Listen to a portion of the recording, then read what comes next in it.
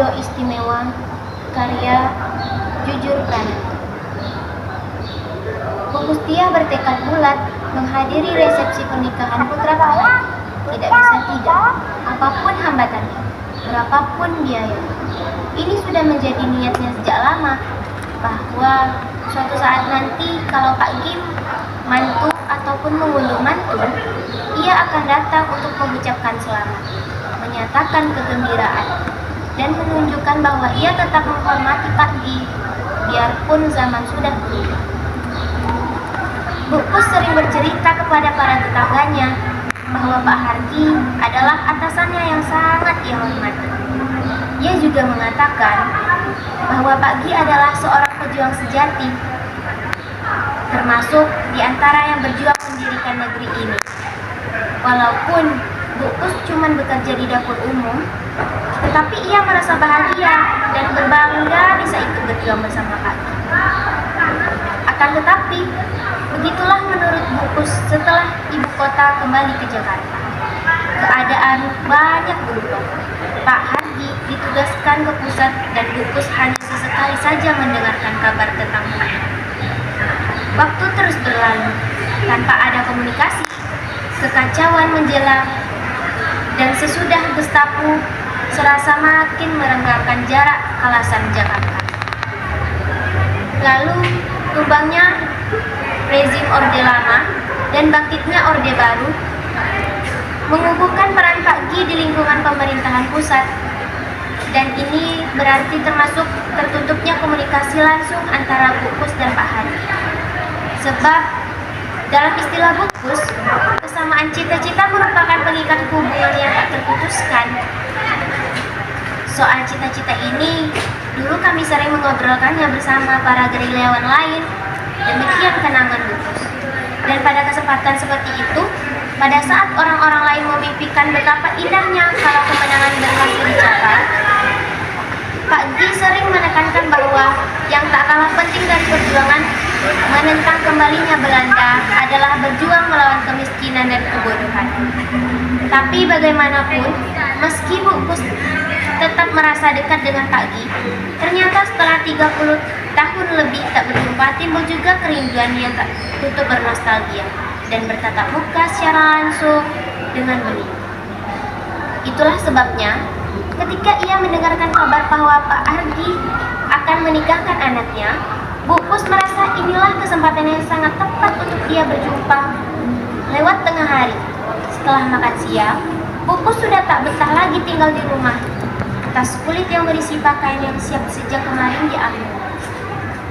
Juga sebuah tas plastik besar berisi segala macam oleh-oleh untuk para cucu di Jakarta. Setelah merasa beberes dan tetek bengek ini, Bu Kus pun menyuruh pembantu perempuannya memanggilkan dokar untuk membawanya ke stasiun Jakarta. Belum ada pukul 3, Bu Kus sudah duduk di atas peron stasiun. Padahal kereta ekonomi jurusan Jakarta baru berangkat pukul 6 sore nanti. Ketergesa-gesahannya meninggalkan rumah akhirnya malah membuatnya bertambah gelisah. Rasanya ingin secepatnya ia sampai di Jakarta dan bersalam-salaman dengan Pak Gi, berbincang-bincang tentang masa lalu, tentang kenangan-kenangan manis di dapur, tentang nasi yang tak terpaksa dihidangkan setengah matang, tentang kurir Natimin yang pintar menyamar, tentang Nyai Kemuning penghuni taksi pengisi mimpi-mimpi para bujangan. Begitu banyaknya cerita-cerita lucu yang rasanya tak akan terlupakan. Walaupun terlibas oleh berputarnya roda zaman, fluid kereta api menghembuskan Bu Kus. Ia langsung berdiri dan tergopoh-gopoh naik ke atas gerbong. "Nanti saja, Bu. Baru mau dilangsir," ujar seorang petugas. Tapi Bu Kus sudah terlanjur berdiri di bordes. "Pokoknya saya bisa sampai di Jakarta," kata Bu Kus dengan ketus. "Nomor tempat duduknya belum diatur, Bu," ujar petugas itu. "Pokoknya saya punya karcis," jawab Bu Kus.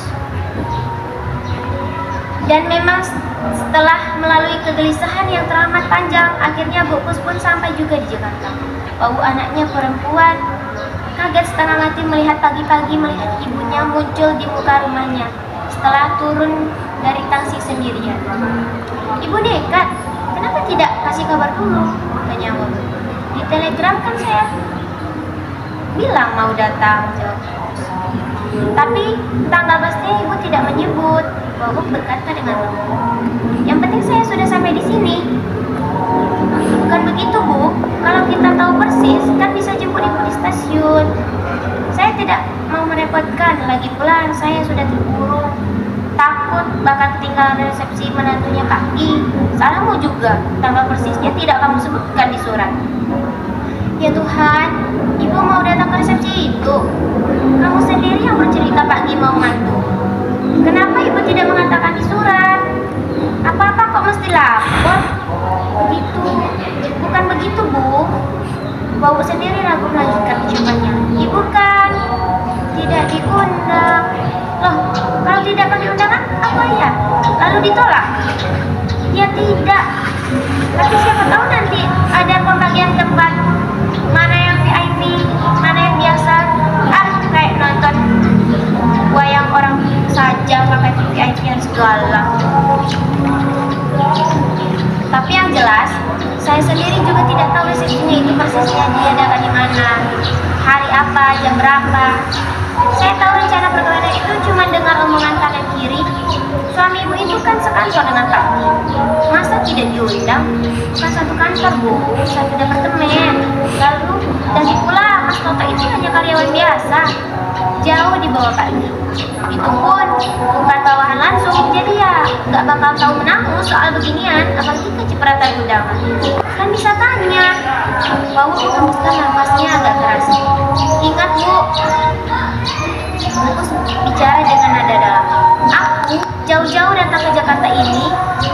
Yang penting adalah datang pada resepsi pernikahan putra Pak Hari. Lain tidak.